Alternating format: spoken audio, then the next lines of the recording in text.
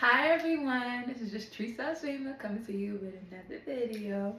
So in today's video, I just want to talk about a couple things that I have seen occurring or have been through, right? So in February, long story short, I had went to Las Vegas and an unfortunate situation happened, right? Ended up in jail in Las Vegas, CDC or something like that, right? And I just wanted to tell you what's going on behind the walls in some places of privatized prison, because this actually was a private prison. And we heard about that before, but now it's really scary. It's really bad. You can't even fill out a form to get help, to get your commissary, to it's horrible. You have to use a kiosk, and it's only like one person can use a kiosk. I was on a certain unit, like a lockdown unit, where you only got like 1 hour out the cell, a day, right? So how are we supposed to all use the kiosk? It's horrible. And a kiosk, I mean, now they're saying that I tried to write a loved one that was in Illinois jail, and they're saying that his stuff will go to a kiosk as well. So now letters are getting read on a kiosk. And I mean, that's horrible that you can't even get a letter. You can't even get certain things physically in your hand anymore, that you're gonna have to go through a computer screen to see them. And if you can't even get to the computer screen, then how are you gonna get the assistance or whatever you need, right? And then another thing that I had occurred there was, I was shackled and a man was shackled as well, and we had just came out of like the court kind of thing, right? Like the video court or whatever. No, was it the video court or did we go in real court? I can't remember if it was video court or if we came in real court, because I think the first time it was a video or something like that, and then the second time it was like the real court. So anyway, no, it was a real court, because that was okay. Anyway, that was okay. So it was the real court, right? So after we came out the courtroom, they sat him in front of me. He was a Latino man, and me, and we just started conversating and talking. So the CO was like, a white CO was like, shut up. And we kind of like talked lower, but we didn't be quiet, because it's like, we're in here, we're human beings, and we should be able to say something to each other. It shouldn't have to be like, you can't talk to that person, face this way, da da da da. So basically, it was just like, the white CO, we're shackled. He's shackled on his handcuffs, and he's shackled on his legs. He takes him and like throws him into the wall. And this man can't even defend himself or do anything. He didn't even do anything wrong. And then like another CO came over there and like, stopped it from escalating even worse. But it was just really ridiculous. And then on my way out, I was held there for additional time, because I just asked, like, why am I being fingerprinted? Like, what is this for? And the man behind the desk was explaining it to me. And then this other white CO was just like, who you gonna listen to, him or me? Now you go back, and grabbed me, roughed me up, and threw me against the wall and everything. And I'm like, wow, just all that animosity from white COs in the Las Vegas County jail is ridiculous. It's sad. It's disheartening. And I'm gonna write a letter to the jail, but I don't know what that's gonna do, because it seems like it's too far already. Like the kiosks are already installed. It's horrible. It's horrible. There's no kind of rehabilitation going on. In the unit that I was in, they were like, you might have to go to the state hospital. I was like, the state hospital? Like, okay, but I was like, no, I know what I'm doing. I am not incompetent. Okay. I know what I'm doing. I know who the judge is. I know who this is. I know who that is. I know who that is. You know what I'm saying? So I was like, I had to get out of there. But it was a lot of like, I felt for my sisters in there, because it's like, if you've never been through something like that before, you don't even know that they don't even have to like tell you that they're gonna send you to the state hospital. They should tell. I mean, they're supposed to, but like, some people were really in there, and I guess I don't even think they had an idea of what's going on. Like, why am I still here? Like, and they're getting ready to go to the state hospital, and it's like they're not even preparing them like for their rights. Like, they're not even helping them to understand the court proceedings or to know it or to get a brochure or anything.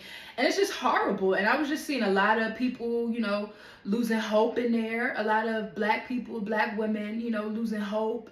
And it was really a horrible experience. And that's why it leads me to this point, that it's just like, whatever you have to do to avoid incarceration, do it. Like, I've been through things. I've been through incarcerations. Unfortunately, I've been going through struggles with incarceration, to be honest, since I was 15. 14, I had a fight at school and I had a case against me, but I didn't have to go to incarceration because of that. But 15, I did get arrested as a juvenile.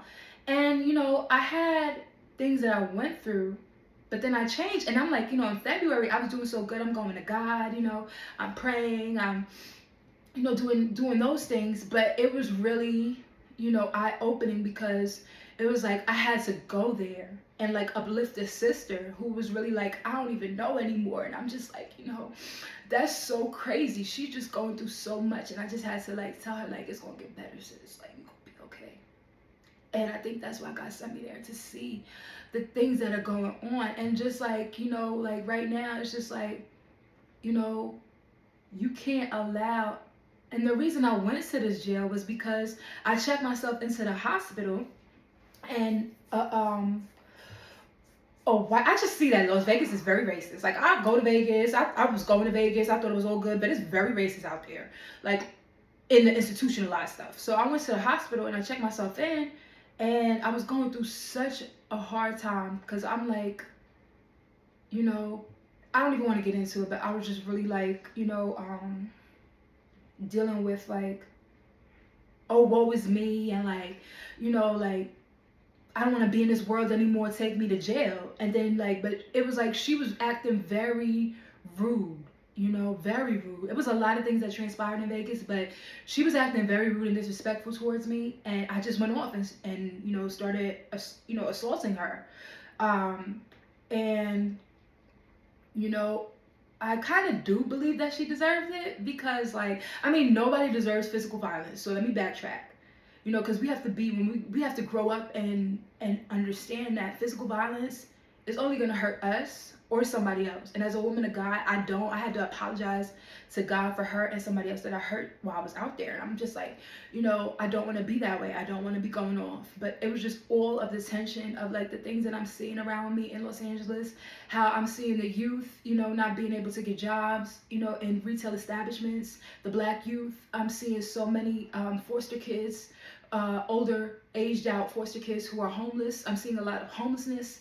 They took the program that allowed a lot of black men. It's multiple different type races of men that live in these situations, but it's a thing called the SRO, and they took away like the ability for these men to transition into Section 8 housing. So now they're stuck in a room that is literally a shoebox. It's horrible. You have to share a bathroom, you have to share a bathroom with the whole community. It's one kitchen downstairs, so you have to bring pots and pans down there. Cause I almost moved in one back in the day when I was out here. And thank God, God bless me, with what I have now. But whoa, it's like a lot that I was dealing with. And I was like, what is the problem? Like, with my mental health and with me, and like, what is the reason that I'm going through so many different things? And I was going through extreme depression recently, like extreme depression, where it was like, I didn't even want to get out of bed. And it's like,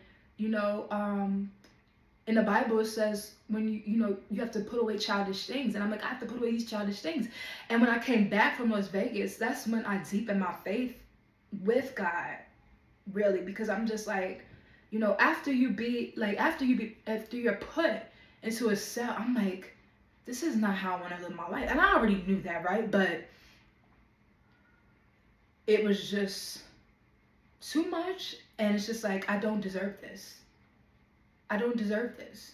Just because I'm black doesn't mean I need to be in a cage. Doesn't mean I need to, be fueling the incarceration system, or feel like I can't cope in society. And I think a lot of people that have been in situations with jail and prison, sometimes they feel like, oh my goodness, I can't I can't be in the regular world because there's no rules to anything. Like people just, your own brothers and sisters just try to get over on you. People hurt you, and it's like, it's certain codes and conduct that go on, and it's sometimes it's even a healing process when you go into jail, or I've never been to prison, but when you go into jail, sometimes it's like a healing process, or when you are in like a foster care or a, not to say that it's a glorious thing, but like a youth home, a group home. I was in a group home when I was younger, and sometimes it's a healing process. Sometimes it's like, okay, I'm not the only one who has some issues. I'm not the only one who went through certain things in life, and we can learn things from each other. So, but anyway, nobody needs and deserves to be in jail or prison for, without getting rehabilitation. I'm not going to say they don't deserve to be there, but without getting rehabilitation. And even in the community, it's like I'm going to therapy, I'm going to groups, and I'm still having issues. I'm taking medicine and I'm still having issues. And it's just like, what's the problem? But then when I came home, I was so thankful for my case manager because, I was able to tell, like, no lie, like my cellie, I had different cellies in there, but one cellie, we talked and I told her, I'm like, I identify as a Hebrew Israelite. And she was like, oh, I really respect you, da da da da. And she gave me her phone code. She gave me the public defender's number. Without her, I don't even know what would have happened. I don't know what would have happened, but that's God right there, And I was able to contact the public defender's office and give them my case manager's information, and basically, I was able to be released. Thank God. And it was a black lady judge, a young black lady judge that released me and was helping us. But that jail system is so messed up. I saw like attorneys threatening clients in front of me, black clients. And I don't understand. It's ridiculous. It's beyond ridiculous. And when I came back, I'm just like, you know what? I'm never gonna, I can't say never, but I don't want to allow that to happen again, right? Because I stood up for a brother's right when I was out there, and I stood up for some things that I believed in, whether it was a best course of action or not, right? But it's just like, please stay out of prison and jail. This is why we have to start to build healing communities with ourselves and with God. I started, fasting and praying. I'm still fasting. I'm fasting. Like I'm right now for like the past 2 days. I've been having like lunch and then like fasting for breakfast, fasting for dinner, and I'm gonna continue to do that because in the Bible it says certain spirits don't come out except through fasting and praying. And then, when I really like researched and found out that that this book, the Apocrypha, is actually legit, like, because I was invited to an Israelite church in Harlem years ago, and I went and I asked questions. I didn't go on like the Sabbath, but I went on like a question night, like a Wednesday, a Bible study and a question night, and asked questions and like was very inquisitive. And I didn't really understand, and now I do. So it's just, although I'm not like maybe the perfect Israelite, like unfortunately, I'm still smoking cigarettes, and I don't know if I'm gonna be able to quit. Like I don't know if I'm gonna be able to quit, smoking cigarettes, or maybe God will allow me to do that, because I tried to quit smoking cigarettes, and it was like my world was collapsing, because I've been smoking since I was 12, smoking cigarettes since I was 12, right? I don't smoke weed anymore. I don't even drink, right, as of right now. I'm hoping that I don't drink again, because that was something I was doing heavily when I went to Las Vegas. But like I don't know if I'm supposed to drink or not, but I know in the Bible it does say that rulers are not supposed to take strong drink. And I'm not saying that I'm a ruler or anything, but I am, an up and coming fashion designer, and to me that's the ruler of a business. So I don't think that drinking is for me, and I mean, I want to have fun sometimes, but through my walk of life, after getting sober from marijuana, and you know, I was at, before I went to Las Vegas, I was drinking like I was going and buying, what was it, Remy Martin, a $20 bottle of Remy Martin like every night. I don't want to waste my money. Why am I going to give these companies my money? So that leads me to my next point.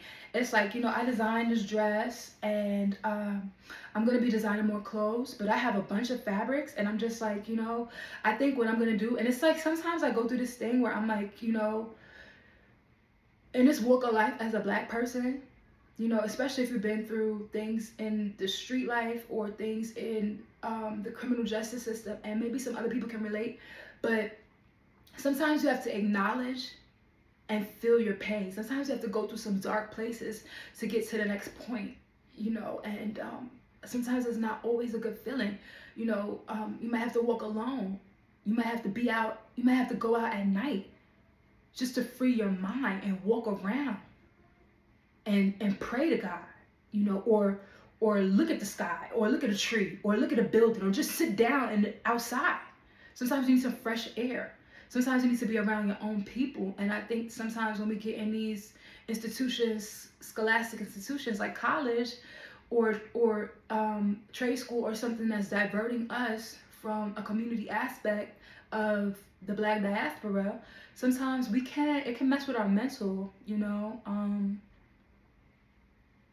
and that, really affects me, because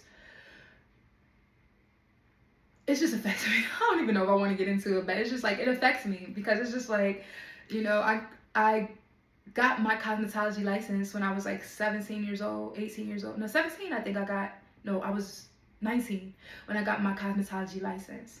And, I wanted to work. I didn't want to work in a salon, because, they say the salon divorce rate, I'm still not married yet, by the way. but they say the salon divorce rate is very high, because you're working Saturdays, you're working Friday nights, and I'm like, I want to go out on my Friday nights, I want to go out on my Saturday nights, I don't want to be in the salon, doing hair. But this is when I was wearing relaxers, weaves, different hairstyles, and back then it was enjoyable to me to do a weave. It was enjoyable to me to add extensions, or do styles with my relaxed hair, right? And then I started working in the modeling industry. I did my plus size modeling and stuff, but I also did, like, before I did that, I was working as a hair and makeup artist for the fashion industry. And a lot of times I found that I was working on Caucasian models, and I was glad to be there. I was glad that some of my work did get published, that I work with amazing photographers, amazing teams, amazing models that walk Fashion Week. I had the chance to work backstage at Fashion Week, although I didn't. I worked, some amazing jobs, but I faced a lot of racism, and, well, not a lot, but I did face some instances of racism. And, it was just like, I don't want to continue to work on these, no offense, Caucasian clients. I want to work on my own people. I want to learn about my hair. And this was around the time when I was going natural. So I'm just like, and then when I went natural, I'm like, I don't use relaxers. I don't use weaves. I don't use, I don't even add braided hair in my hair. I don't. Because I feel like God made me perfect as I am. And I feel like I'm dissing God if I say, I don't want to show your beautiful creation. Now, I know in the workplace and, like, it has things that you have to adjust to when you're on your natural hair journey. And I'm not getting into that. I'm not judging. But it's just like, it took a lot to get to this point where I am today. And I'm still not where I want to be, as of right now. But I see how the glory of God has, like, basically transformed my life since I've been back. Like, I'm, like, really deep into prayer. Like, I prayed throughout the day. I was praying throughout the day before I left, but, like, now I am, like, really in prayer. And I'm reading like the Apocrypha. I've read the whole Bible already, but I read it in, like, a standard English version. So now I need to read it in the King James version. And so I'm going to order a King James Bible, And I do want to start going to worship on the Sabbath, although I can't say that I'll be there every Saturday. Cause like I leave sometimes, so like that's my time to stay home, worship God in my way, but I think it's good to be around others. But with every I find that with multiple forms of religion, there's always a hang up, there's always something. And sometimes it's hard to get around so many people that have so many views about God, and like you should do this and you should do that and you should be this and you should be that. And it's like, oh, whoa, you not even where you need to be, or you not even looking like, okay. So it's like a lot of stuff is just like in one ear out the other, but you still get the knowledge that you need to get. So I see the importance of going there. But for me, and I want to encourage others to have a personal relationship with God, and with Jesus or Yahshua and Yahweh, right? So you want to have a personal relationship. That means, in my opinion, that God cares more about your personal relationship with him. Do you read the Bible? Do you read his word? Do you read his word? Have you read his word? And if you've read his word, have you tried to implement his word into your life? Have you tried to actually do what the word says that you should do? Are you being kind? Are you trying to help the poor? Are you trying to help the fatherless? Are you trying to do, to be faithful in your marriage? Or, are you keeping God's commandments? And things like that. And I'm going deeper into it as I accept that I am a Hebrew Israelite, but I don't know how much I can submit, and I do want to be fully in, but I have to be honest. I'm 36 years old. I don't have children, and I know that, from what I see, it's like that's a big focus on in the Israelite church, right? At least the one that I attended and will be attending, right? And that's a beautiful thing, right? But, what about us that, I don't know if God wants me to birth children from my body, because I'm not married yet. I don't have a husband, and for me, I want to have a husband. It's important to me. Like, I'm still celibate, thank God. And, through celibacy, I've been able to, like, clear my mind. I think that's why I have this healing that I have now, because like I am following God the best that I can. And I think that's all we can do, have a personal relationship with God and follow him the best that we can, and like grow in the faith. So as you learn, attempt to do everything that you can the right way. I want to, it says in the Bible, to keep the feasts and the holy days. It says that in the Bible. So it's like, if I want to be blessed by God and I want to grow closer with God, and if I truly believe in God and this is what his word is saying, then I'm going to obey, right? But nobody's perfect except Jesus. So, we just have to do the best that we can, but always talk to God and read your Bible. Is so important. You could get it on your phone. You could get it, you can get it on your phone. You can, go to the library, get a Bible, order a Bible from Walmart, order a Bible from Amazon. I'm telling you the truth. Get into the word and God will transform your life, because God has definitely blessed me in so many ways. And I was going through like a survivor's remorse. Like, God, how have you blessed me with so much? Yet there's so many people hurting, and there's so many people that, don't have. And then sometimes I look and I think, ever since I was a child, I had a relationship with God. I turned away from God at one point, but I always had a relationship with God. And it's just deepened over the years. So, if you don't have a relationship with God, I'm inviting you today to establish one. Just start praying to him. Talk to him like you would talk to a friend. Talk to him. Tell him your heart. Tell him your desires. Ask him for stuff. Ask him to show you things. Ask him to bless you, and he will bless you. And I just want to, everybody to please, another thing that I want to get to is just like, but that was the point I was getting at before I got into this God stuff. It's just like, try to establish a business. I'm trying to think of the book. can't think of the book. It's a book I read, right? And the author of the book, he's a black man, an older black man that wrote the book. I can't think of the name of the book. I would get it, but I don't want the camera to last for too long. But I can't think of it. I'll try to post it under the in the comments or something like that. But it was just saying that, you know, we as black people need to start manufacturing more products. And that's true. Look at where we're getting everything. We're getting everything from China.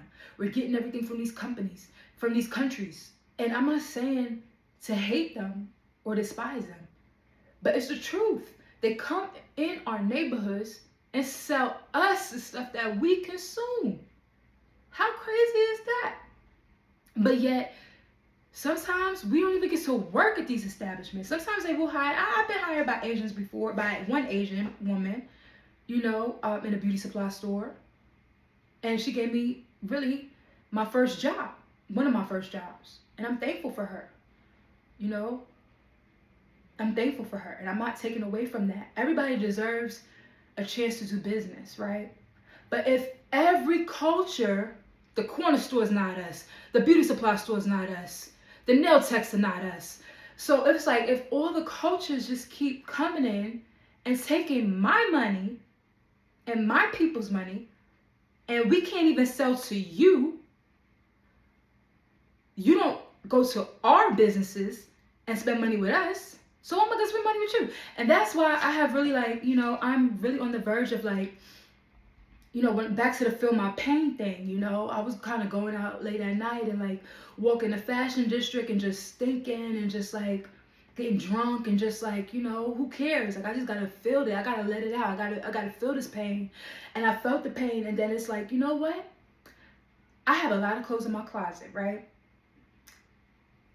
I know when I was in the shelter, I was blessed to receive donations of clothing. So, you know, one of the things that I have to get to, and I'm like, I know I'm not gonna get rid of everything, but I'm about to get rid of, like, most of my clothes. Like, I'm really about to get rid of most of my clothes. If I want to be a designer, and if I want to make a fashion statement, and if I want to love myself as a natural black woman who also is plus size, who can't even shop in most of these stores, who, when I do shop in these stores, they don't even flatter my shape. So it's like, you know what? I might as well design for myself. At least I'm going to be learning something. At least I'm going to be representing myself. At least I'll be, you know, giving some self-esteem to myself. Like, look, you can do this. Like, maybe school's not for you right now, but maybe there's another way. Maybe collaboration with another person of your culture. Maybe they know the pattern making. Maybe I know the fabric selection and the draping. Maybe we could come together and make something great, you know? So I also realize it's more than just me, you know? It's about collaboration with our brothers and sisters and bringing that into fruition through business. So, you know, it's really important. Like the book was saying, we have to go back to manufacturing products. I was looking in my you know, I try to buy from black owned hair companies. I buy, you know, my conditioner treatment from Dudley's. I've been using Dudley's since I was little. You know, I used to go to their salons, and my stylist used to use Dudley products. I have a working relationship with the company. They're a family run business, you know, and I really support them and everything that they do and stand for and have built, right? So I try to buy, you know, majority of my products from them. However, I do like Luster's S-Curl. I can't get away from it. But Luster's is another black brand. They're based out in Chicago. And, you know, for my shampoo and my edge control, I'm going to start going with Pure Au Naturals or Pure Naturals. I'm not sure exactly what the name is, but it's one of those. And I got a chance to discover them at the Bonner Brothers Hair Show. So I'm like, you know what? Instead of buying Cream of Nature edge control, I'm going to buy it from them. I'm not supporting these companies anymore. So it's like, it's this transition that I'm making, because I'm just like, you know what? I'm going back to who I am. I am black and Native Indian, right? So I know that Native Indian garments require a lot of beadwork, and I don't necessarily know how to do all of that, right? But things with fringes, certain things I could do. Certain things are patterns and tribal patterns, and, you know, but feathers and moccasins and, you know, skirts and dresses, and just creating, and just not giving into consumerism. I can't do it anymore. Like, I'm looking for mostly black owned products, but I'm looking for black owned products with value. You can't sell me a little jar of some skin cream and think that I'm gonna pay all this money for some skin cream when I can go buy Jergens and Jergens do me well. So at the end of the day, it has to be economical. It has to be economical. It can't be outrageous. It can't be something that people can't use. But we need to start making these businesses. We need to start manufacturing products. It's not about, you know, being a celebrity, being an artist, being a rapper, being anything. What are you gonna do when you die? How is your child going to survive? They're gonna get that inheritance and blow it? They're not gonna know how to manage it? You teach them, and like, even for me, it's like, I would love to homeschool my kids, right? And bring them up to know a clothing design business or a beauty business or something like that, so they could have already a job. Imagine if our parents, and some people did go through this and flourish, you know, but like, imagine if our parents would have trained us how to run their business. And then when they died, we already had a job. We didn't have to go turn in job applications, get turned down, you know, get let off the job. People get let off the job left and right. 40 whatever thousand women got laid off. Okay, nothing is stable in 2026. So it's just like, we have to find ways to support each other, and that's so important. So even though I don't know how to turn, like, I could drape, or I drape on my body, right? So I could really drape good on my body, and I haven't translated that into draping for various sizes or making pieces for other people as of yet, right? But it's a start, and you have to be grateful for your starts, and you have to start somewhere. So like, I salute everybody with a dream. You have a dream. We have what our ancestors did not have. We have a cell phone. We have access to a computer. If you do not have a laptop at home, you can go to the library for free and get on the computer. There's plenty of books that you can read. Get them at the library. Amazon has some really good books. Bloomsbury, you can order textbooks from Bloomsbury themselves, okay? So it's no excuse. We have the computer, we have the internet, we can go on there. Fuck ChatGPT and AI and all that stuff. I don't understand that stuff. Okay, maybe I'm a little too old, but what I'm saying is, you can research Wikipedia. How did this person get to this level? And it says they whole everything they did to get to that level. Read books about the industry that you want to be in, regardless of the race of the person, regardless of your prejudices, regardless of how you feel. Read those books and study hard. And now there's so many online courses that you could take. School, you could go to college from the comfort of your own home, but even not college, it's independent people like you and me that are selling courses that can really teach you something. There's mentors out here. There's internships that you could work for free and learn a business. Stop not being your biggest potential, okay? And go for what you, if you have a dream. If you feel like you always depressed, or you always going through a mental health issue and you can't seem to hold a job, what I found is it's because you're supposed to work for yourself, or you're supposed to band with somebody else and work for them, or work in a community where you feel appreciated, or a company where you feel appreciated. And those companies where you used to be able to feel appreciated, they're drying up. These companies treat their employees horribly. They overwork you. They don't train you and just throw you out there. It's a mess. It's a mess. The customer abuse that you have to take is a lot. And it's just like, no, I'm not doing it. I'd rather struggle, work for myself, earn a lot, earn a little, you know, up and down, whatever. God will provide. And I'm going to get better and better and better until I can make a way for myself. So I encourage all of you to do the same thing, and that's what I have to say.